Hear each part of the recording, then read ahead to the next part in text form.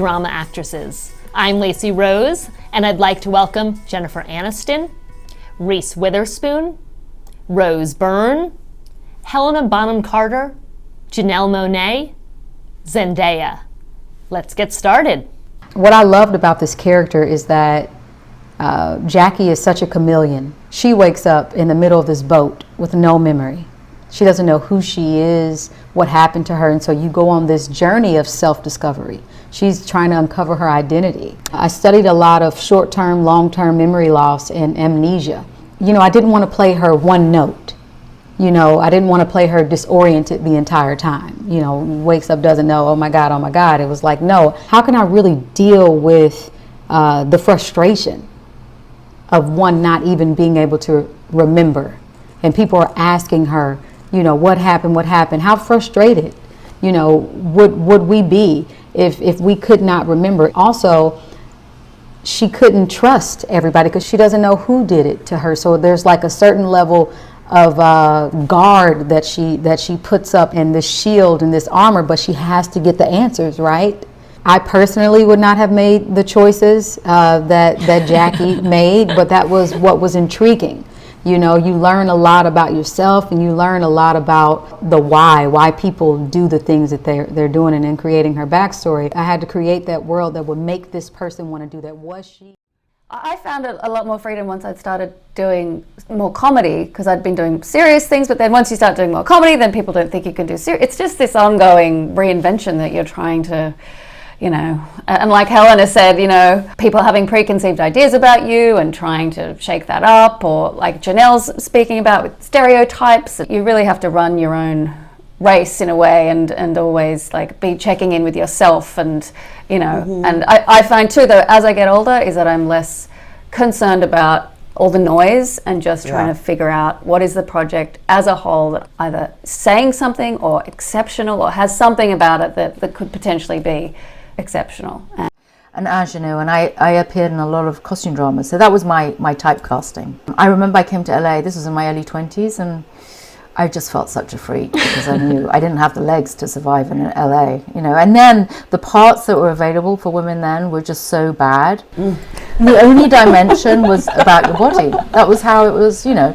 And it was always like you with the girlfriend, or it was an appendage to the main, you know, it was always a supporting part, but it was very little dimension, and the only thing that defined you was kind of what you looked like. And I was very small, and I'm still small. I haven't grown, and my legs weren't particularly thin, and I just thought, Jesus, and I was so apologetic of myself that I didn't look like, you know, what I thought I was meant to look like. So I think when Tim, who I ended up having 2 children with, he phoned me up and wanted me to be a chimpanzee, I thought, thank Christ, somebody is casting me for not what my envelope is. Talk about freedom. That was a sort of like, I felt like liberated. So even though the script was terrible, I thought, I've got to play a chimpanzee in a Tim Burton film, because it's not, I'm getting out of my skin, which is all I want to do. And it's all I've ever wanted to do. And I'm sure is that I want to get rid of myself. I want to crawl out of this envelope and be somebody else. And I always think I'm doing it, and then I watch 5 minutes and then I give up quickly because I realize, damn, I'm still me. My impulse to act is to escape myself, and then also escape my own perception of myself. So I think very early on, when I started just doing everything that was different. Not for the sake of being different, but I always knew that I was at heart a character actor. I didn't want to be the lead. I was in a room with a view when I was an embryo, and I didn't know what the hell I was doing. So good. But I was learning on the job. Yeah. You just exhaust yourself. I mean, I could not get Rachel Green off of my back for the life of me. I could not escape. Just Rachel from Friends, and it'd be like, and it's on all the time, and you're just like, stop playing this fucking show. And also, getting older, there is such a freedom in the work because you just stop giving a crap after a certain amount of time. I guess it was The Good Girl that was the first time I got to just sort of really shed whatever this little like Rachel character was, to be able to disappear into someone who was walking in those shoes was such a relief to me. And I just remember the panic that set over me, thinking, oh God, I don't know if I can do this.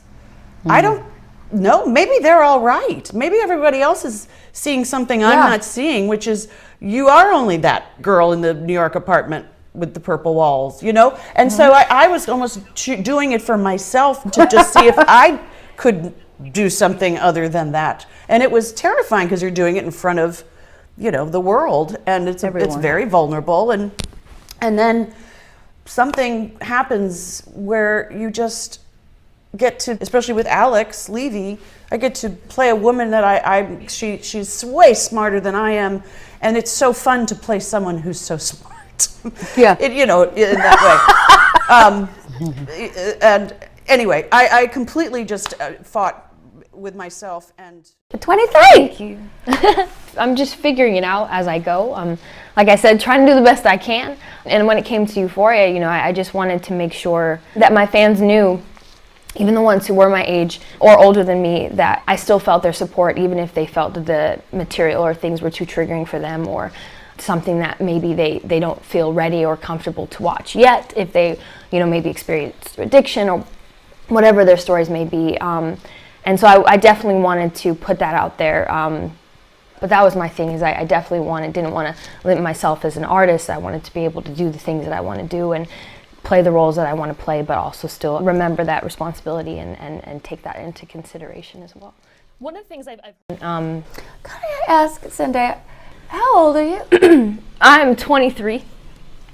I mean, I can't You're believe you're amazing. 23. That is extraordinary, and you have all this pressure. I mean, I couldn't string I was like a depressive weirdo. You're so composed and like erudite, and you know, you have all this social media stuff. I can't even imagine. And look at you. You're like, honestly. Drug addict and all this stuff, and this guy said, well, what are you doing to prepare? Like, are you gonna go into the woods and I was like, I have a 12-year-old, a 9-year-old, and I just had a baby. No, I basically got off the airplane and like put on some shorts and went to work, because you know, being a mom is like a whole, I call it my other full-time job. Yeah, it's really true.